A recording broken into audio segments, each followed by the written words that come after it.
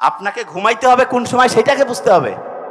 আপনি যে সার্চ করতেছেন, সার্চিং এর সিস্টেমটা আমি বহুবার বলছি, আরেকবার একটু শর্টলি বলি। ধরেন আপনি ঠিক এশার নামাজের পর থেকে যদি ঘুমান, আপনার ব্রেন প্রত্যেক ঘন্টায় 100 ওয়াট 500 ওয়াট এরকম বেশি পরিমাণে চার্জিং হইতে থাকবে। এইরকম এশার নামাজের পর থেকে ঠিক রাত 4টা পর্যন্ত হাইয়েস্ট চার্জিং। ওই সময় রোড ট্রাফিক মুক্ত, যাই দিবেন ব্রেন খালি একদম আস্তে আস্তে আস্তে সব ব্রেন অ্যাবজর্ব করবে। ওই সময় যদি আপনি ঠিকভাবে ঘুমান, আপনার ব্রেইনের যে ব্যাটারি সেটার চার্জিং কি ভালো হবে না খারাপ? ভালো। আর ভোর 4টার পর থেকে চার্জিং কমতে থাকে। সূর্যের আলো যখন উঠছে তখন আসলে এরকম চার্জিং কাজ করে না। আমরা কি করি? সারা রাত শয়তানের সাথে কানেকশন, মোবাইল, গল্পবাজি, মোবাইলে কথা কওয়া অপ্রয়োজনীয় করতে করতে ফজরের টাইমে শয়তান বলতেছে স্পেশাল রহমত করব তোমাদের উপর, স্পেশাল বাহিনী আসে। যখন আজানের টাইম হয় দেখুন ওই সময় মনে হয় একটু খালি ঘুমাই, 10টা মিনিট, 10টা পার হয়ে গেছে ঘুমাইতে যায়, এবং তখন উঠে ভালো লাগে না কিছু, না কেমন জানি লাগে। আমি নিজে প্র্যাকটিক্যালি প্রমাণ করছি। স্টুডেন্টদের আমি জিজ্ঞেস করি এবং তারা বলছে যে ভাইয়া আপনার বুদ্ধিটা এত সাইন্টিফিক। যখনই আমি সকালে তাড়াতাড়ি উঠে যখনই আমি দেখা গেছে নামাজ কালাম পড়ে একটু কোরআন পড়ে হাঁটাহাঁটি করে সূর্যের আলো থেকে আসলাম, এসে পড়া শুরু করলাম, একটু সামান্য বুট, মধু, কালো জিরা এগুলো খাইলাম, সারাটা দিন এত ভালো লাগে, এত চমৎকার। আর যখন এর উল্টাটা করি, উল্টাটা মানে কি, সকালে উঠে একটু মোবাইল দেখতেছি এবং উঠলাম দেরিতে, এরপরে দেখা যায় সত্যিকার অর্থে প্রত্যেকটা ঘন্টা, প্রত্যেকটা দিনের প্রত্যেকটা মুহূর্ত খুব খারাপ লাগে, আর মনের মধ্যে ওই এনার্জি আসে না। বুঝা গেছে? তাহলে ব্রেইনের ব্যাটারি সেটার মূল জিনিসটা কি, ঘুম না অন্য কিছু? কি বলেন? ঘুম। আচ্ছা, যে কথা বলছিলাম, যত ভালো কাজ করবেন আপনার ব্রেইনের ক্যাপাসিটি বাড়বে। চ্যাট জিপিটিকে ব্যবহার করবেন সায়েন্টিফিক ওয়েতে। আপনি যদি চ্যাট জিপিটির দাস হন, খেয়াল রাখবেন, আমি একটা জিনিস বলি, যে কোনো টেকনোলজির দাস হওয়া সবচেয়ে খারাপ। টেকনোলজি যদি আপনার দাস হয় খুব ভালো। টেকনোলজি আপনার দাস কিরকম? আপনার একটা কাজ আপনার টেনশন লাগতেছে, তাকে দিয়ে করিয়ে নিলেন, ওকে ফাইন। কিন্তু সে যদি, আপনি কি চিন্তা করবেন, কি লিখবেন, সব যদি টেকনোলজি করে, আস্তে আস্তে আপনি ওর দাসে পরিণত হবেন।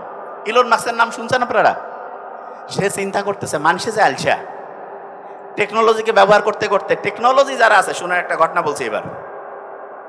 এই যে রোবোটিক সিস্টেম, এই রোবোটিক সিস্টেম নিয়ে একটা ঘটনা বলি, ঘটনাটা শুনলে চমকে উঠবেন। খুব বড় একজন বিজ্ঞানী, তাকে একটা রোবট উপহার দিয়েছে। ওই রোবটটার বৈশিষ্ট্য কি জানেন?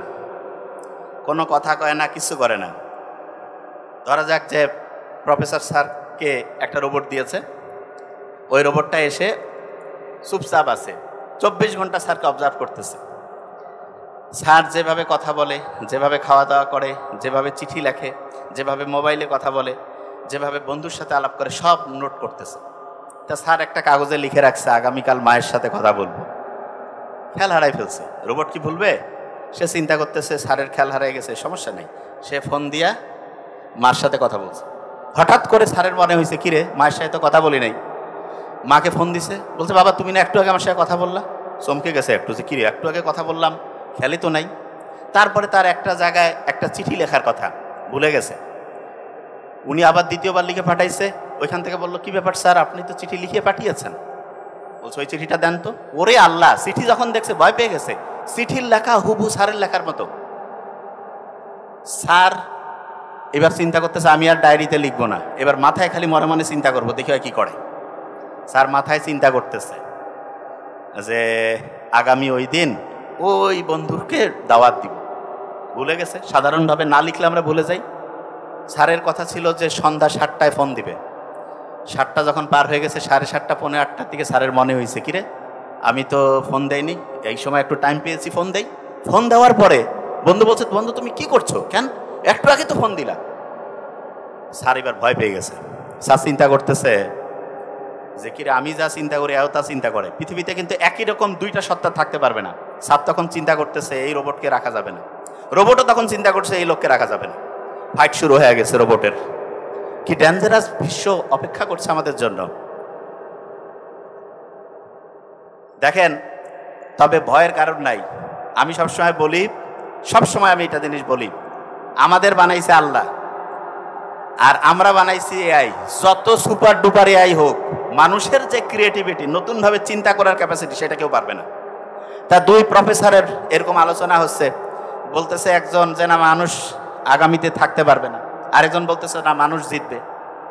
তা দুই প্রফেসর বলছে ঠিক আছে পরীক্ষা হোক, দেখি কে জিততে পারে। দুইটা রোবট দুই পক্ষ থেকে আসছে, লাস্ট বেঞ্চ দুই পক্ষ থেকে। এক পক্ষ হচ্ছে মানুষের পক্ষ, যে মানুষ জিতবে, আরেক পক্ষ হচ্ছে যেন রোবট জিতবে। একই চেহারার দুইজন আসছে, সেম। এখন দুইজনের মধ্যে একজন হচ্ছে সত্যিকারের মানুষ, আরেকজন হচ্ছে সত্যিকারের রোবট, কিন্তু চেহারা সবকিছু একদম সেম। পরীক্ষা হবে যে কে জিততে পারে। প্রফেসর যেই প্রশ্ন করে দুইজনে উত্তর ঠিকভাবে দিতে থাকে। প্রফেসর যেই কাজে দেয়, খুব ট্যালেন্টেড তো, দুইজনে ঠিকভাবে করতেছে। প্রফেসর তাকে একটা প্রশ্ন, একটা বিষয় সম্বন্ধে উত্তর দিতে বলতেছে, ঠিকভাবে লিখে দিচ্ছে। তখন এই প্রফেসর, খুব জ্ঞানী মানুষ, চিন্তা করতেছে কি করলে কে মানুষ আর কে হচ্ছে রোবট, কিভাবে বের করবে। দুইজনকে দেয়, দুইজনে খুব স্কিলফুল, মানে সেম টু সেম। তখন উনি ওনার এক বন্ধুকে ডাকছে, ডেকে বলছে বন্ধু আসো, একটা বুদ্ধি আছে। দুই বন্ধু বসছে, সামনে দুই রোবট, বের করতে হবে কে মানুষ কে সত্যিকারের রোবট। পাশের বন্ধুর সাথে সে গল্প করতেছে, লাস্ট বেঞ্চ 90 ডিগ্রি। পাশের বন্ধুর সাথে সে গল্প করতেছে, কি সেটা, যে বন্ধু খুব ভালো খবর আছে। কি খবর? আমার মা বাপ অ্যাক্সিডেন্টে মারা গেছে। তাই হেসে হেসে যখন এই কথা বলতেছে এবং সে বলতেছে মা মারা গেছে, খুব খুশি হাসি, যে সত্যিকারের রোবট সেও হাসতেছে, কারণ তাকে শিখাইছে হাসলে হাসতে হবে, ভদ্র তো, কানলে কানতে হবে। আর যে মানুষ সে তো জানে এই লোকটা অ্যাক্সিডেন্টে মা বাপ মারা গেছে, হাসতেছে, তার মানে পাগল হয়ে গেছে। ও তাকে বুকে জড়ায় ধরছে। যখন ও বুকে জড়ায় ধরছে তখন ওই বিজ্ঞানী বলতেছে এ হচ্ছে খাঁটি মানুষ আর হচ্ছে রোবট। বুঝা গেছে? তার মানে মানুষের সবচেয়ে পাওয়ারফুল জিনিস হচ্ছে অন্যের প্রতি সহমর্মিতা, অন্যের প্রতি এই যে মানুষের সাথে মানুষের যে বন্ডিং, এটা দুনিয়ার সবচেয়ে সেরা জিনিস। একটা জিনিস বলি, আমরা যে এখানে আছি, ধরেন যে কয়েকশো মানুষ, আমরা যদি একটা দ্বীপের মধ্যে যাই, পাশে যদি আরেকটা দ্বীপ থাকে, সেইখানে ধরা যাক যে 300 জন 500 জন হচ্ছে শিম্পাঞ্জি আছে। শোনেন আগে মন দিয়ে, শিম্পাঞ্জি একটা দ্বীপের মধ্যে 500 জন শিম্পাঞ্জি একদিকে আর 500 জন মানুষ একদিকে। শিম্পাঞ্জি 500 জন একজন আরেকজনের সাথে ফাইট করে খুব বেশি উন্নতি করতে পারবে না, কিন্তু মানুষজন যখন 500 জন 5000 জন 5 লক্ষ এক জায়গায় হবে, পরস্পর একজন আরেকজনকে হেল্প করবে, একজন আরেকজনকে সহযোগিতা করবে এবং আস্তে আস্তে বিপদ থেকে উদ্ধার হবে। বুঝেন নাই আমি কি বলছি? এক্সাম্পল দিই তাহলে বুঝবেন। বেহেশত যে আছে, বেহেশতের মধ্যে একজনকে হেল্প করা মানুষ যাবে নাকি একজনকে বিপদে ফেলা মানুষ যাবে? হেল্প করা। তো একজন লোক করছে কি, গ্রাম দিয়ে যাচ্ছে, গ্রাম দিয়ে রাস্তায় যাচ্ছে, গ্রাম দিয়ে যেতে যেতে দেখে, এই যে লাস্ট বেঞ্চ, গ্রাম দিয়ে যেতে যেতে দেখে যে এই গ্রামের লোকজন খুব খারাপ। কি কারণে খারাপ? ওইখানে খাবার দাবার আছে, কিন্তু প্রত্যেকের হাত আছে না, হাতটা হচ্ছে বাঁকা করতে পারছে না, হাতটা সোজা হয়ে আছে, হাত বাঁকা করার কোনো বুদ্ধি নেই। একজন আরেকজনের সাথে মারামারি ঝগড়াঝাটি করতেছে, খাবার দাবার আছে কিন্তু কেউ খাইতে পারতেছে না। কেন? কারণ হাত তো বাঁকা করতে পারে না, খাবে কেমনে? তখন ওই লোক কছে এই গ্রামে থাকবো না, অন্য গ্রামে যাব। উনি সামনে যাইতে যাইতে যাইতে যাইতে 5-7 কিলোমিটার দূরে আরেকটা গ্রাম পাইছে। সেইখানে গিয়েও দেখে একই কন্ডিশন, প্রত্যেকেরই হাত বাঁকা করার ক্যাপাসিটি নেই, প্রত্যেকেরই হাত সোজা। তো উনি বলতেছে কিরে, আপনাদের হাত যে বাঁকা হয় না, আপনারা এখানে আসেন এত হাসি খুশি, সবাই একদম বন্ধুত্বপূর্ণ পরিবেশে আছেন, কারণটা কি? আপনারা খাচ্ছেন দাচ্ছেন কিভাবে? বলছে খুব সহজ। কিভাবে? বলছে আমরা পাশাপাশি 4-5 জন বসি, একজন বন্ধু আরেকজন বন্ধুকে খাওয়াই দিচ্ছি, ফ্যামিলির একজন আরেকজনকে খাওয়াই দিচ্ছি, ঠিক আছে? তো প্রত্যেকের হাত যদি লক থাকে, আমরা যদি 4-5 জন গোল করে বসি, একজন যদি আরেকজনের মুখের মধ্যে খাবারটা সামনে আগায় দেয়, আরেকজন যদি দেয়, তাহলে প্রত্যেকে খাইতে পারবো না? পারবো কি না? তার মানে আমরা সবাই মিলে যদি একজন আরেকজনকে হেল্প করার মেন্টালিটি রাখি, আলটিমেটলি কি একজন বাঁচবো না সবাই মিলে বাঁচবো? সবাই মিলে বাঁচলে কি ওয়েল থাকবো না ইল থাকবো? ওয়েল বানানটা ডাব্লিউ দিয়ে শুরু না, আর ইল বানানটা কি দিয়া? একা থাকলে আপনি অসুস্থ থাকবেন, সবাই মিলে থাকলে আপনি সুস্থ থাকবেন। তাহলে কি আমরা উই না আই? উই না আই? উই। আই এর মধ্যে বহু ভেজাল আছে। ইংরেজির তো নিয়ম আছে না, আই দিয়া হচ্ছে টু বি ভার্ব থাকলে ওয়ার হয়ে যায়, এর সাথে আবার আই এর সাথে ওয়াসও হয়। আই একটু ভ্যাকরা, মানে আই এর সাথে আবার এম হয়, ঠিক না? আয়ের সাথে আবার ইসো হয়, আই ইজ বাবেল পড়ছেন না ছোট বলে। তার মানে এটা একটু মাল্টি, মানে এটার মধ্যে একটু দেখা যায় একটার সাথে আরেকটা মানে বহুমুখী। তাই উই একসাথে সামগ্রিকভাবে এইটা সাফল্যের জন্য খুব ইম্পর্টেন্ট। এবং এক্ষেত্রে একটা জিনিস বলি, এখানে মেয়েরা যারা আছেন আপনারা কি জানেন আপনারা আইনা উই জানেন না? বলি আপনাদের, মানুষের ক্রোমোসোম আছে 2টা করে ক্রোমোসোম। তা পুরুষের যেটা সেটা হচ্ছে এক্স ওয়াই। এক্স এক্স আর ওয়াই কি একরকম হইল না 2 রকম? মেয়েদের হচ্ছে এক্স এক্স, একরকম না আলাদা? শোনান একটা ঘটনা বলি, সারা পৃথিবীতে যতগুলো বংশগত রোগ আছে 1-2টা বাদে যতগুলো বংশগত রোগ আছে পুরুষের বেশি, পুরুষের বেশি, পুরুষের বেশি। এটা কি ভালো খবর? কি কারণে দেখেন, পুরুষের যদি একটা এক্স ক্রোমোজোমে ডিস্টার্ব হয়, ধরা যাক এটা হচ্ছে এক্স ক্রোমোজোম, এটা হচ্ছে ওয়াই, এটা যদি ডিস্টার্ব হয়, এই ওয়াই তো একে চিনে না, একে হেল্প করে না, এই শেষ। আর মেয়েদের হচ্ছে 2টাই এক্স ক্রোমোজোম, এইটা যদি ডিস্টার্ব হয় এ এসে তাকে হেল্প করে।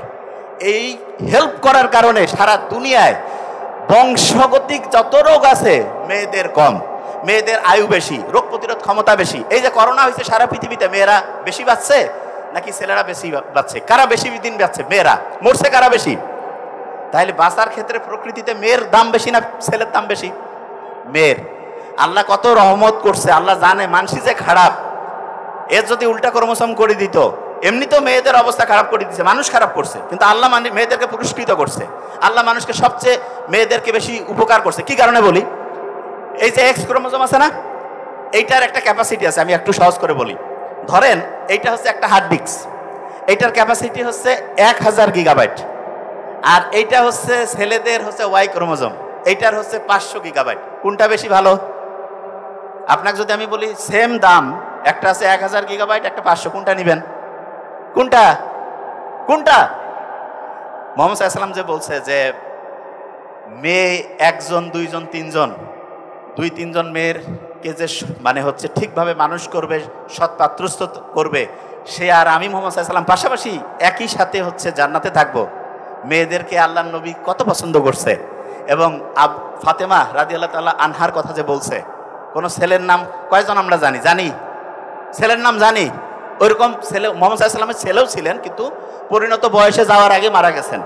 কোরআনে আল্লাহ বলছে যে মোহাম্মদ তুমি কোনো যুবকের বাবা নও, মানে তোমার কোনো ছেলে তারুণ্যে যুবক অবস্থায় পৌঁছার আগেই তারা মারা যাবে, এবং সেইটাই ঘটছে। কোরআনের কথা আল্লাহ নিজে বলে দিয়েছে এবং সেটাই হয়েছে। তা মেয়েরা যেটা আছে, মেয়েদের মেন্টালিটি কি হেল্পিং মেন্টালিটি? দেখেন এখান থেকে একটা জিনিস বুঝতে পারবেন, মেয়েদের মেন্টালিটি কি হেল্পিং নাকি হচ্ছে শুধু স্বার্থপর? কোনটা? অনেকে একটু কনফিউশন যে আমরা করতেছি কি, আমাদের জিনের মধ্যে কি আর আমরা করতেছি কি। দেখেন আমি একটা জিনিস বলি, ধরেন যে আগামীকালকে ম্যাচ হবে, আপনাকে বলছে যে ভাই ম্যাচটা যদি কোনোভাবে জিততে পারো পুরস্কার আছে, তা আপনি সবচেয়ে পাওয়ারফুল প্লেয়ারটা টার্গেট করবেন না দুর্বলটাকে? কারণ পাওয়ারফুলকে যদি কোনোভাবে আউট করে দেওয়া যায় জিতে যাবেন। ছেলে এবং মেয়ে, সত্যিকার অর্থে বলছি, মেয়েরা পাওয়ারফুল কারা? কি কারণে সেটা বলতেছে, পাওয়ারফুল কি কারণে, কোন জায়গায় পাওয়ারফুল সেটা বলতেছি। তাহলে শয়তান কি মেঘ ধরবে বেশি না ছেলে? কাক ধরবে? পাওয়ারফুল তো মেয়ে, তাহলে কাকে ধরবে? মেয়েকে। এই জন্যই দেখবেন মেয়েদের শয়তান যে বেশি ধরে, এই জন্য মেয়েরা দেখবেন যে খুচর মোচর বেশি। বাসা বাড়িগুলোয় যে মেয়ে মা শাশুড়ি ত্রিমুখী সংকট। এবং আমি নিজে চিন্তা করছি যে কি কারণ, পরে বুঝলাম যে শয়তান আসি ধরছে এদেরকে। এখন শয়তান তো ছেলেদের ধরে কুলাইতে পারতেছে না, মেয়েদের ধরে যদি এদেরকে দিয়ে ফাইটিং লাগাই দেওয়া যায়, ধরা যাক যে পাশে একটা বোমা পড়ছে, তার প্রভাব তো এখানেও পড়বে, ঠিক না? মেয়েদেরকে ধরে গোটা ফ্যামিলির মধ্যে গ্যাঞ্জাম লাগাই দেয়। আমি আপনাদের সত্যি কথা বলি, আমার ছোট ভাই বলছে, ও আলহামদুলিল্লাহ খুব ভালো কথা বলছে। আমি আপনাদের একটা জিনিস বলি, আপনারা সবসময় মাথায় রাখবেন, মেয়েরা, এই যে ভাই, মেয়েরা হচ্ছে মা হবেন না আপনারা, তার আগে তো হচ্ছে নিজে মেয়ে ছিলেন, তারপরে বউ হবেন। আমি একটা জিনিস বলি, একটা ফর্মুলা, এই যে লাস্ট বেঞ্চ, একটা ফর্মুলা দিছি, একদম নাম্বার 1 হবেন, সেটাকে আমি বলি। আমি আমার ছোট বোনকে দিছি, এবং সে তার যে শ্বশুর বাড়িতে তার মানে আমার মানে ওটা কি বলবো, আমার ছোট বোনের যে শ্বশুর, উনি যখন পৃথিবী থেকে বিদায় নেন তালই, উনি কিন্তু ওনার পৃথিবী থেকে যাওয়ার আগে ওনাকে সার্টিফিকেট দিয়ে গেছে যে এরকম বৌমা পাই নাই, এবং আমাকে বসায় বলছে, আমি সত্যি কথা বলছি, ওর যে হাজব্যান্ড, সে আমাকে বলতেছে আপনার বোন এত ভালো। আমি কিন্তু নিজের বোনের প্রশংসা করছি না, সত্যিটা বলছি। আমি জানি আমার বোন অতটা ভালো না, অন্তত আমার সাথে না। সে ভাইয়ের সাথে খুচর মোচর, আমি জানি, এটা আন্তরিকতা। তা ও কয় যে সারা দুনিয়ায় ভালো, ঠিক আছে, আমি এটা পছন্দ করি। আমি জানি ও সারা জীবন আমাকে ডিস্টার্ব দেয়, আমার ছোট বোন, তাই এটা আমি এনজয় করি, কোনো সমস্যা নেই। ও আমার খুব বড় ক্রিটিক্স। যে কোনো প্রশ্ন দেখে কয় ভাই তুই কথা একটু স্মার্ট করি কবি, তুই এইভাবে কোষ কেন রে? আসলে আমি যখন ইমোশনাল হয়ে যাই তখন দেখা যায় আমার রংপুরের নীলফামারী ডোমারের যে লোকাল ল্যাঙ্গুয়েজ, এটা অটোমেটিক চলে আসে এবং ন্যাচারাল। আমি যেটা সত্যি, আমি বাসা থেকে শুরু করে আমার ফ্যামিলি, আব্বা আম্মা ভাই বোন, আমার ওয়াইফ বাচ্চা, সবার ক্ষেত্রে, আমার অফিস স্টাফ যারা সবাই জানে, মানে যেটা আমি বলতেছি একদম রিয়াল। মানে আমার স্পিচ থেকে শুরু করে যা কিছু সব ক্যামেরার সামনে যা ঠিক সেটাই একদম রিয়াল। এই যে লাস্ট বেঞ্চ যে জিনিসটা বলতেছিলাম, তা আপনারা মেয়ে হিসাবে খুব অসাধারণ হবেন। একটা জিনিস খেয়াল রাখবেন, আপনি যখন বিয়ে হবে, হওয়ার পরে অবশ্যই এই জিনিসটা মাথায় রাখবেন, আপনার হাজবেন্ডের যে মা বাবা এবং ভাই বোন, তাদের সাথে সুসম্পর্ক রাখবেন। এইটা আপনার জন্য গেম চেঞ্জিং হবে। আমি আপনাকে বললাম, আপনার প্রথমে মনে হইতে পারে এটা লস, এটা ইনভেস্টমেন্ট, সত্যি কথা, এবং এটা আপনার জন্য লাইফ চেঞ্জিং হবে। যে জায়গায় আমি বলছি এটা অবশ্যই করবেন, পরিবারগুলো অসাধারণ হবে। যে জায়গায় বলছিলাম মেয়েরা কেন পাওয়ারফুল, আপনি কি জানেন আপনার যে সন্তানের বৈশিষ্ট্য, এর 90% মেয়েদের কাছ থেকে আসে। কত পার্সেন্ট? ছেলেরা কিন্তু অনেকে জানে না, এখন 90% মেয়েদের আসে। তার মানে সন্তানটা ভালো হইলেও বৈশিষ্ট্যটা প্রধানত কার কাছ থেকে আসছে? তাহলে আমাদের যে বৈশিষ্ট্য, এটা প্রধানত কি আমার আব্বার জন্য না মায়ের জন্য? এই জন্য রত্নগর্ভা মা। হ্যাঁ, আব্বার অত কিন্তু রত্নগর্ভা মানে যদি হবেই না, মানে আমি জাস্ট বোঝার জন্য বলছি, ওরকম নাই, ঠিক না? রত্নগর্ভা মা আছে কেন? কারণ আসলে সাইন্টিফিক্যালি দেখা গিয়েছে মেয়ে, একটা সন্তানের 90% হচ্ছে মা। এবং নেপোলিয়নের ওই কথা জানেন তো আপনারা, যে শিক্ষিত মা দাও শিক্ষিত জাতি দিব, কয় নাই কিন্তু শিক্ষিত আব্বা দাও শিক্ষিত জাতি দিব। তার মানে মায়ের গুরুত্ব অন্যরকম। এখন দেখেন, যে জায়গা থেকে আসছিলাম, ওই যে শয়তান বলতেছে আমি মাটির সেজদা করব। এখন মাটির বৈশিষ্ট্য শুনলে আপনি অবাক হবেন। সারা পৃথিবীতে যতগুলো রিসাইক্লিং মেশিন আছে, তার মধ্যে নাম্বার 1 মেশিন হচ্ছে মাটি। কি নাম? যে ভাই আপনি কি করছেন? মাটির রিসাইক্লিং মেশিন? হ্যাঁ, আল্লাহ বলছে আমি তোমাকে মাটি থেকে তৈরি করছি। দেখেন, এখন সাইন্টিফিক্যালি প্রমাণ পাবেন, মাটিতেই তোমাকে মিশিয়ে দেব, তারপরে তোমাকে মাটি থেকেই পুনরুজ্জীবিত করব। অনেকে কইতে পারে মাটিতে মিশাবে, মাটিতে পুনরুজ্জীবিত করবে, কিভাবে সম্ভব? আচ্ছা, আপনারা ডায়মন্ড, সিমেন্ট, হীরা, গোল্ড, পেট্রোলিয়াম, প্লাটিনাম শুনলে অবাক হয়ে যাবেন। আমরা মরে গেলাম, মাটিতে আমাদেরকে মিশায় ফেললো। আল্লাহ দেখেন কি টেকনোলজি করছেন, কোনো বিজ্ঞানী কোনো সায়েন্টিস্টের মাথার মধ্যে আসে না, খালি ওরা বের করছে যে হ্যাঁ কথা ঠিক। যে কাউকে যদি আপনি বিজ্ঞানীদের জিজ্ঞেস করেন যে আচ্ছা এই যে স্বর্ণের টুকরা, তারপরে হচ্ছে যে ডায়মন্ড, প্লাটিনাম, এগুলো কোথা থেকে আসলো? বলবে যে লক্ষ লক্ষ কোটি কোটি বছর আগে। শুনেন ওদের কথা, জীবদেহ পড়ছিল এইখানে, তারপরে বিভিন্ন বিক্রিয়া হয়েছে, নাইট্রোজেন ছিল, ব্যাকটেরিয়া ছিল, এগুলোর মধ্যে পরিবর্তন হইতে হইতে লক্ষ লক্ষ কোটি কোটি বছর পরে চাপ তাপ এইটার মাধ্যমে মৃতদেহ থেকে স্বর্ণের টুকরা, ডায়মন্ডের টুকরা, প্লাটিনামের টুকরা এগুলো তৈরি হয়েছে। বিজ্ঞানীরা বলতেছে না? তাইলে রিসাইক্লিং মেশিন মানে কি? মনে করেন আমি এই পানির টুকরাটা দিলাম, এইটা থেকে একটা খাতা বের হইতে পারে, বিজ্ঞানীরা এরকম আসছে। কিন্তু আল্লাহ কি করছে? মৃতদেহ, সেইখান থেকে গোল্ড, ডায়মন্ড, প্লাটিনাম এগুলো বের করতেছে। তাহলে কোন রিসাইক্লিং মেশিনটা ভালো? দুনিয়ার এই যে 10 কোটি 50 কোটি টাকা রিসাইক্লিং মেশিন, না মাটি যেটা আছে সেটা? কোনটা? মাটি। আচ্ছা, এবার দেখেন তো একটা জিনিস, আপনি সারা দুনিয়ার সবচেয়ে শ্রেষ্ঠ ফিল্টার মেশিন কোথায় আছে জানেন? কোথায়? কিডনি। সারা দুনিয়ার সবচেয়ে শ্রেষ্ঠ ফিল্টার মেশিন কিডনি। কোনো তেল দিয়ে চলে না, কিচ্ছু না। পানি খাবেন, অপ্রয়োজনীয় জিনিস শরীরে থাকবে না, প্রয়োজনীয় জিনিসটা ধরে রাখবে। 1 নাম্বার ফিল্টার মেশিন। এবং দেখেন কোনো পিওরি ঢ্যান ত্যানে কাম হবে না, 2টা সেট করে রাখছে আল্লাহ। কোনো কারণে একটা ডিস্টার্ব হইলেও বাকিটা 90% পর্যন্ত ডিস্টার্ব না হওয়া পর্যন্ত আপনি টেরে পাবেন না। তার মানে আল্লাহ সব ডাবল, যেখানে যেটা দরকার 2টা দিছে, একটা দিলেই হইতো, কিন্তু রিজার্ভ করে দিয়েছে যাতে করে আল্লাহ শুকরিয়া আদায় করতে পারি আমরা। ফুসফুস আল্লাহ 2টা দিছে কেন? হ্যাঁ, ওইটা 2টাই কাজ করছে। একটা হইলে হার্ট কিন্তু একটা দিয়েছে, দেখেন হার্ট একটা, ফুসফুস 2টা, কিডনি 2টা। এবং বিজ্ঞানীরা দেখছে যেই রকম হইলে সবচেয়ে ভালো হইতো ঠিক সেইভাবে আল্লাহ দিয়েছেন, ঠিক সেইভাবে। দেখেন আল্লাহ ওই যে মাটি, ওই যে শয়তান কইছে না যে আমি মাটিকে সেজদা করবো, আল্লাহ কাছে দেখ মাটি থেকে দুনিয়ার সবচেয়ে সেরা জিনিসগুলো বানাই দিব, যা কি করবি, আছে? আগুন থেকে কি সেরা এরকম জিনিস হয়েছে? কি থেকে হয়েছে? মাটি থেকে হয়েছে। এখন মানুষ কিভাবে চললে ভালো থাকবে আর শয়তান কি করবে আল্লাহ কিন্তু এটা জানে, আল্লাহ সব জানে। এই জন্য আল্লাহ করছে কি, বলছে যে দেখো তুমি এই কাজগুলো করবা, এই কাজগুলো করবা না। আর শয়তান দেখেন আল্লাহ যে কাজগুলো করতে বলছে শয়তান ঠিক তার উল্টা কাজগুলো করছে। কিরকম দেখেন, আল্লাহ বলছে, দেখেন আপনি একটু চিন্তা করেন, আল্লাহ বলছে তুমি অন্যকে সহযোগিতা করো। শয়তান এসে কি করছে, অন্য ভালো হইলে লাভ কি আমার, অন্য যে কাজে ডিস্টার্ব দাও, দেই না আমরা? বুঝেন নাই?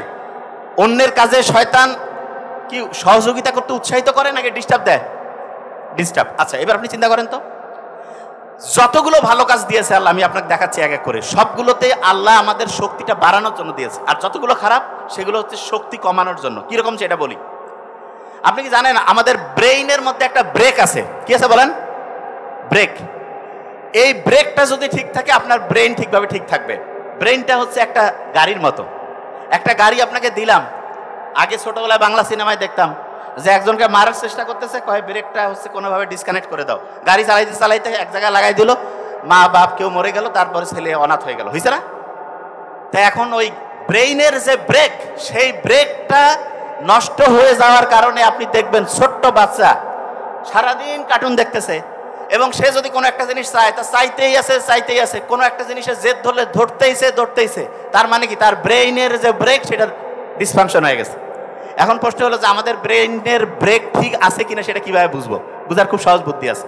দেখেন এইরকম কি আপনার হয়েছে যে আপনি দেখেন আপনার দরকার নাই এরকম একটা গ্রুপের মধ্যে ঢুকছেন, ঢুকে একজনের একটা ঝগড়া, একটা হচ্ছে গ্যাঞ্জাম নিয়ে আপনিও চিন্তিত এবং সেটা নিয়ে আপনি মিনিটের পর মিনিট, ঘন্টার পর ঘন্টা টাইম লস করছেন, এরকম কি হয়েছে? বুঝেন নাই আমার কথা? আপনি ধরেন একটা গ্রুপে ঢুকছেন, ঢুকে অপ্রয়োজনীয় জিনিসে ব্রেনটা অ্যাক্টিভ করছেন এবং আপনার মাথার মধ্যে একজনকে নিয়ে একটা কথা বলছেন, সে একটা পাল্টা উত্তর দিয়েছে, একটা আলাপ আলোচনা হইলো, এরপরে দেখলেন যে আর এটা কন্ট্রোল করতে পারতেছেন না, আজকে আর পড়া হবে না, এই সপ্তাহ বাদ। এইটা যদি হয় বুঝবেন যে আপনার ব্রেইনের যে ব্রেক সেটা ধ্বংস হয়েছে। ব্রেইনের ব্রেক কোনটা এটা বোধহয় অনেকে বুঝতেছেন না। ভাই ব্রেকের নামটা কি? ব্রেইনের ব্রেক হচ্ছে প্রিফ্রন্টাল কর্টেক্স। কি নাম? তাহলে বলেন তো, ব্রেইনের ব্রেক যদি ধ্বংস হয় তাহলে প্রিফ্রন্টাল কর্টেক্সকে ঠিকভাবে কাজ করবে কি করবে না? আচ্ছা এবার শুনেন, প্রিফ্রন্টাল কর্টেক্স কি কাজ করে। আপনি যে পড়াটা পড়েন এটা প্রথম জমা হয় প্রিফ্রন্টাল কর্টেক্সে। কোথায় জমা হয়? এবং এইটা থেকে ওর সাথে ওর আরেকজন ভাই আছে ব্রেইনে, তার নাম হচ্ছে হিপ্পোক্যাম্পাস। কি নাম? সামনের ব্রেক পিছনের ব্রেক এরকম থাকে না? শোনেন আগে, সামনের এবং পিছনের প্রিফ্রন্টাল কর্টেক্স যদি ধ্বংস হয়ে যায় তখন হিপ্পোক্যাম্পাস সেও ঠিকভাবে কাজ করবে না। তাহলে ব্রেইনের একটা অংশ ধ্বংস হলে অন্যটাও ঠিকভাবে কাজ করবে না। তখন যেটা হবে, আপনি যেই পড়াটাই রাখতেছেন সেইটা ঠিকভাবে স্টোর হবে না, সেইটা ঠিকভাবে খেয়াল করতে পারবেন না। অনেকেই যে বলে যে ভাই আমি পড়তাম আগে, পড়া খেয়াল থাকতো, কিন্তু এখন দেখা যায় ঠিকভাবে পড়া মাথায় রাখতে পারি না, পড়ি ভুলে যাই, পরীক্ষার সময় মাথায় আসে না। এইটার মূল কারণ ব্রেইনের যে ব্রেক সেটা ধ্বংস হয়েছে। ব্রেইনের ব্রেক কি হয়েছে? ধ্বংস। কি কি কারণে ধ্বংস হলো সেটা দেখেন। এক নম্বরে হচ্ছে ব্রেইনের মধ্যে একটা ঘড়ি আছে। কি আছে? এই ঘড়ি যদি ধ্বংস হয় তাহলে ব্রেইনের ব্রেক ধ্বংস হবে। ঘড়ি কিভাবে ধ্বংস করবে? ব্যাটারি খুলে নিলে। ব্রেইনের যে ঘড়ি সেইটার ব্যাটারি হচ্ছে ঘুম। ব্রেইনের যে ঘড়ি সেইটার ব্যাটারির নাম কি? সবাই কয় না ভাই আমরা তো প্রত্যেকেই ঘুমাই। নো, আপনাকে ঘুমাইতে হবে কোন সময় সেটাকে বুঝতে হবে। আপনি যে সার্চ করতেছেন, সার্চিং এর সিস্টেমটা আমি বহুবার বলছি, আরেকবার একটু শর্টলি বলি। ধরেন আপনি ঠিক এশার নামাজের পর থেকে যদি ঘুমান, আপনার ব্রেন প্রত্যেক ঘন্টায় 100 ওয়াট 500 ওয়াট এরকম বেশি পরিমাণে চার্জিং হইতে থাকবে।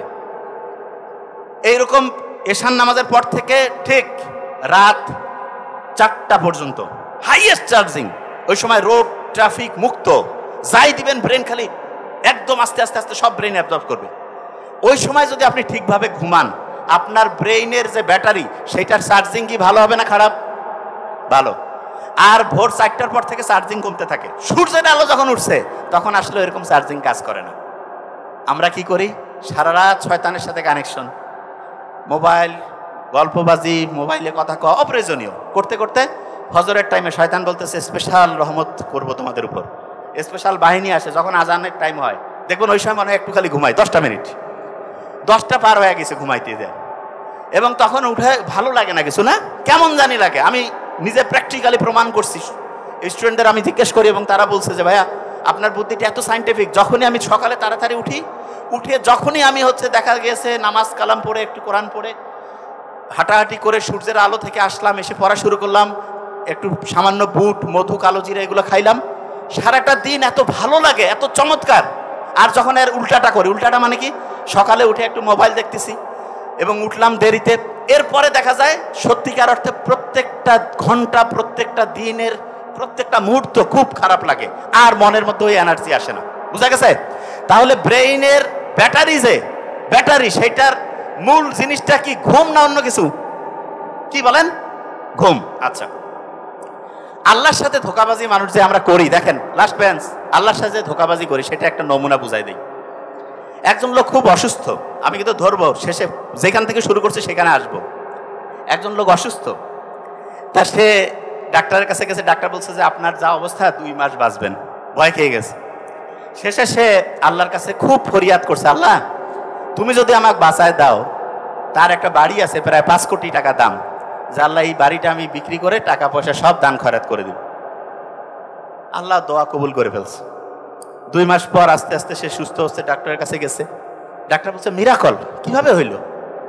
ও তো মনের মধ্যে দুঃখে, আপনি ভালো খুশি হন নাই? ও এখন বেঁচে গেছে, তো এখন আর মৃত্যু চিন্তা নেই, এখন তার বিল্ডিং এর চিন্তা। এখন সে বাসায় আসছে, চিন্তার, ওর ওয়াইফ বাচ্চা কাচ্চা খুবই খুশি যে বাবা বেঁচে গেছে, অসুস্থতা থেকে মুক্তি পাইছে, খুব আনন্দের ব্যাপার। তা সে কি করছে, চিন্তা করতেছে, শয়তান তো রেডি আছে, সে চিন্তা করতেছে আল্লাহর সাথে ওয়াদা করছি, এই ওয়াদা কি বরখেলাপ করা যাবে?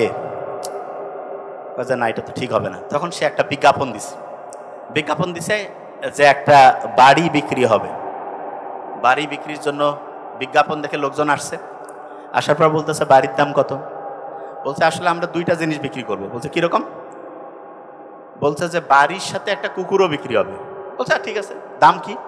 বলছে বাড়ির দাম 5,000 টাকা, কুত্তার দাম 5 কোটি টাকা। মানুষ তো ক্যালকুলেটর নিয়ে হিসাব করে গেছে, না ঠিক আছে, স্টাম্প সাইন সই হয়ে গেল, বিক্রি হয়ে গেল, টাকা চলে আসলো।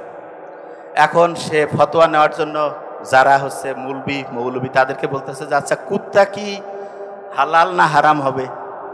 বলতেছে মানে? বলছে যে ধরেন যে কুত্তার একটা টাকা বিক্রি করে আল্লাহ কি দেওয়া ঠিক হবে? বলছে না কুত্তা, ওরা কিন্তু আর ভিতরের এত কিছু জানে না। বলছে না কুত্তা, এটা তো আল্লাহ অতটা খুব একটা কাছাকাছি রাখতে বলে নাই, মানে অতটা পছন্দ করেনি। বলছে আচ্ছা ঠিক আছে। তারপরে সে বলতেছে আল্লাহ দেখো, তোমার কাছ থেকেই তোমার সাথে যে ওয়াদা করছি সেটা তো আর ভাঙতে পারি না, তা কুত্তার টাকা তো আর আল্লাহর কাছে দান খয়রাত করলে হবে না, ওই টাকাটা রেখে দিলাম, আর বাড়ির যে 5,000 টাকা সেটা দান করে দিলাম। তাইলে এইটা কি আল্লাহর সাথে চালাকি হইলো নাকি ঠিক হইলো? চালাকি। এই চালাকি যদি কেউ করে, এইটার ট্রিটমেন্ট আল্লাহর কাছে কিন্তু আছে। এই যে যারা চালাকি করে, চালাকি কিন্তু খুব খারাপ জিনিস। আপনি যখনই চালাকি করবেন তখন কি হবে জানেন? আপনার যে রুহ আছে, আত্মা আছে, এইটা হচ্ছে এই রুহ বা আত্মা, এইটা আস্তে আস্তে ধ্বংস হয়ে যায়। আচ্ছা আপনি আমাকে বলেন, একটা লোক, আমরা যারা আছি প্রত্যেকে জীবিত, এখনই আল্লাহ না করে কেউ যদি মরে যায়, হাত পা চোখ কান সব ঠিক আছে না? তারপর সে কথা বলতে পারতেছে না, চলতে পারতেছে না, শুনতে পাচ্ছে না, দেখতে পাচ্ছে না, কোন জিনিসটার কারণে পারলো না বলেন তো? রুহ, আত্মা। কোরআনে কিন্তু এটা নিয়ে জিজ্ঞেস করছে, আল্লাহ বলছে এটা হচ্ছে তোমার রবের একটা নির্দেশ। দেখেন, আচ্ছা আপনাকে এটা বিশ্বাস করেন, আমরা যারা এখানে আসি প্রত্যেকেই একটা চলতেছি ফিরতেছি একটা শক্তি দিয়ে চলি না? বলেন না কেন? শক্তি। আচ্ছা আমাকে বলেন তো, শক্তি কি ধ্বংস হয় নাকি রূপান্তর হয়? বিজ্ঞানীরা বলতেছে শক্তি কি হয়? রূপান্তর। তাহলে আপনি বলেন, যেই শক্তিটা দিয়ে আমরা চলতেছি সেই শক্তিটা, বিজ্ঞানের শক্তির সংরক্ষণশীল নীতি বলতেছে এই শক্তি কোনোদিন ধ্বংস হবে না, এই শক্তি শুধু রূপান্তর হবে। কি হবে? এবং বিজ্ঞানীরা বলতেছে যে শক্তি এক রূপ থেকে অন্য রূপে ট্রান্সফার হবে, এক রূপ থেকে অন্য রূপে চেঞ্জ হবে, কিন্তু কখনো ধ্বংস হবে না। তাইলে যেই শক্তিটা আমাদেরকে পরিচালনা করতেছে, কথা বলতেছি, শুনতেছি, বুঝতেছি, এইটা মৃত্যুর পরে কি ধ্বংস হবে না ট্রান্সফার হয়ে অন্য জায়গায় যাবে? তাহলে বিচার কি আপনার এই শরীরের হবে না রুহের হবে? রুহের বিচার। ওই যে ওই শক্তি যেটা, সেইটা, হ্যাঁ এটা ঠিক। শোনেন, আগে বিচার করার সময় আল্লাহ একটা ব্যাপার আছে। যখন আল্লাহ আপনাকে, ওই যে নোবেল বলছে 5555 নাম্বার আয়াতে, ওই যে আঙ্গুলের ডগা পর্যন্ত পুনর্বিন্যস্ত করতে পারি, ফিঙ্গারপ্রিন্টের কথা যে বলছে, ওই যে মানুষকে যখন আল্লাহ পুনর্জীবিত করবেন, দেখেন ওই সময় একটা সিঙ্গার ফু দিবেন না? সিঙ্গার ফু হবে তো? একটা জিনিস আপনাকে বলি, জিনিসটা একটু চিন্তা করেন তো, যা আপনার একটা জায়গায় মনে করেন সবাই ঘুমায় গেছে, ক্যাডেট কলেজ কিংবা হচ্ছে যে মানারাত বিশ্ববিদ্যালয়, ঠিক ফজরের টাইমে যদি জোরে একটা ফু দেওয়া যায়, এত জোরে শব্দ শক্তি, ঘুম থেকে সবাই টের পাবে না? এবং যে ফেরেশতা এইরকম ফু মারবে, যে প্রচন্ড শব্দ তৈরি হবে, এই শব্দের শক্তিতে দেখা যাবে আল্লাহ সবগুলো যে রূহ ছিল তারা যেই অবস্থায় থাক সেই অবস্থা থেকে জাগ্রত হয়ে কিন্তু ঠিক বিচারের রাস্তার একদম প্রত্যেকেই দৌড়াইতে থাকবে, ছুটতে থাকবে। তো অনেকের মাথায় প্রশ্ন হইতে পারে, শব্দের কি এত শক্তি আছে? দেখেন, যে জায়গা থেকে আসছিলাম একটু বলি, আল্লাহ যত জাতিকে ধ্বংস করছে, সবচেয়ে বেশি ধ্বংস করছে ভয়ঙ্কর যেই শক্তিটা দিয়ে, সেটা শব্দ শক্তি। অনেকের মাথায় প্রশ্ন আছে, শব্দ দিয়ে ফের কি ধ্বংস হয়? বলি, নর্মালি ঢাকায় একটা সুস্থ লোক হইলে কিন্তু অসুস্থ হয়ে যায় কেন জানেন? এই ঘন বিরক্তিকর, দেখা যাচ্ছে ব্লাড প্রেশার, ডায়াবেটিস সব বেড়ে যায়, মেজাজ খিটখিটে আছে না? বাংলাদেশে তো যেখানে খুশি যার হাতে হর্ন আছে সে বাজাচ্ছে ইচ্ছা মতো। এখন হর্নের যে বিজ্ঞানীরা দেখছে 120 ডেসিবেল হইলে কানের মধ্যে গ্যাঞ্জাম লেগে যায়। শব্দের যে শক্তি, এটা সবচেয়ে ডেঞ্জারাস কেন জানেন? এখানে আমরা যারা আছি না, কয়েক হাজার ডেসিবেলের যদি বা কয়েক লক্ষ ডেসিবেলের যদি একটা শব্দ এখানে তৈরি করা যায়, আমাদের যে ব্রেইনের মধ্যে আছে না, ককলিয়া আছে কানের মধ্যে, ককলিয়া, সেইখানে হচ্ছে দেখা যাবে একটা ড্রাম আছে, ড্রামটা ফেটে রক্তক্ষরণ হয়ে ব্রেইন মুহূর্তের মধ্যে ধ্বংস হয়ে লোকটা মরে যেতে পারে। এবং আপনি দেখবেন যে শব্দ শক্তি দিয়ে বিভিন্ন সময় আযাব যে দিয়েছে আল্লাহ, আপনি দেখেন তো, বৃষ্টি, ঝড়, জলোচ্ছ্বাস, তুফান আসলে আপনি দেখতেছেন পালাচ্ছেন। শব্দ শক্তি যদি বলা হয়, পালার কোনো বুদ্ধি আছে? কোন দিক দিয়ে দেখবেন? শব্দ শক্তি আছে, দেখতে পাবেন? পারবেন? শোনেন, বিজ্ঞানীরা চিন্তা করতেছে, আমরা যে এখানে আছি না, আমরা কথা বলতেছি না, শোনেন, কথা বলতেছি না, এই কথা বলা একটা শব্দ শক্তি হচ্ছে না? যত জোরে কথা কব তত বেশি শক্তি উৎপন্ন হবে, দেখা যাবে বিদ্যুৎ, এইটার শক্তি তত বাড়বে। শক্তির ট্রান্সফার খালি বিজ্ঞানীরা এখনো খুঁজতে পারেনি, এইটা সম্ভব হলেই সম্ভব হবে। যে জিনিসটা বলতেছিলাম, শব্দ যেটা আছে, সেই শব্দটাকে ব্যবহার করে আল্লাহ চাইলে একটা জাতিকে মুহূর্তের মধ্যে ধ্বংস করে দিতে পারে, আবার সেই শব্দ ব্যবহার করে মানুষকে মৃত্যু থেকে উত্থাপন করতে পারে। এই যে মৃত্যুর পর যে উঠবো, উঠার পরে বিচার যে হবে, এই বিচারটা এই কারণে দরকার, পৃথিবীর কোনো বিচারেই শতভাগ কারেক্ট নয়। একটা লোক 100 জনকে মারছে, তারও কিন্তু একবার মৃত্যুদণ্ড, নাকি তার 99 বার উঠাবেন বারবার? বলছে ভাই এরকম করি তো বুদ্ধি আছে? কোন বুদ্ধি আছে? যারা লক্ষ লক্ষ লোক মারছে একবারে মৃত্যুদণ্ড। পরকালে আল্লাহ কি করবেন দেখেন, আপনাকে যখন জিন্দা করবেন, আল্লাহ না করুক যারা জাহান্নামে যাবে, আগুনের মধ্যে যে পুড়বে, শরীরের যে স্কিন আছে না, স্কিন, এই স্কিনটা প্রতি মুহূর্তে চেঞ্জ হবে। তো অনেকে মনে করতেছে বাবরে প্লাস্টিক সার্জারি বোধহয় করে দিবে। নো, আপনি শুনলে ভয়ঙ্কর। আমরা যে কষ্টটা পাই, যে সুখের অনুভূতি এবং কষ্টের অনুভূতি, এইটা আমাদের পেইন রিসেপ্টর বলে একটা জিনিস আছে, এইটা আছে স্কিনে। স্কিনটা যদি পুরে ছাই হয়ে যাইতো, আর যদি আল্লাহ এটাকে রিপ্লেস না করতো, তাহলে কিন্তু আপনি নতুন স্কিন না হইলে একবার কষ্ট পাইছেন, একবারে ওই পুড়তেছেন, অত আর ব্রেইনে অনুভূতিটা আসতো না। আল্লাহ জাহান্নামে যারা যাবে, আল্লাহ আমাদের রক্ষা করো এখান থেকে, তাদের স্কিনটা প্রতি মুহূর্তে চেঞ্জ করবে, নতুন স্কিন। মানে আপনি চিন্তা করেন, একজনকে আমি লাঠি দিয়ে যদি এখন পায়ের মধ্যে আঘাত করি, একটু লাগবে। ঠান্ডায় যদি আঘাত করি, বেশি লাগবে না? ঠান্ডায় সকালবেলা যদি হাড্ডির মধ্যে আঘাত করি, অল্প লাগবে না বেশি? এমনিতে স্কিন পুড়লে তো কষ্ট লাগবে, আবার নতুন স্কিন, তাহলে ওইটা পুড়বে কি বেশি নাকি অল্প? বুঝেন নাই? ভয়ঙ্কর। তার মানে জাহান্নামে গেলে প্রতি মুহূর্তে আপনার কষ্টের পরিমাণ এত ব্যাপক হবে। সাইন্টিফিক্যালি বিজ্ঞানীরা দেখতে, আল্লাহ এটা কথা কেন বলছে? বলছে এই কারণে যে প্রতি মুহূর্তে তোমার স্কিনটা আমি চেঞ্জ করব, এবং তোমাকে জাহান্নামের যে কষ্টের যে যন্ত্রণা, যে দগ্ধতা, এইটা তোমাকে হচ্ছে অনুভব করাবো। আল্লাহ এটা থেকে রক্ষা করুক আমাদের।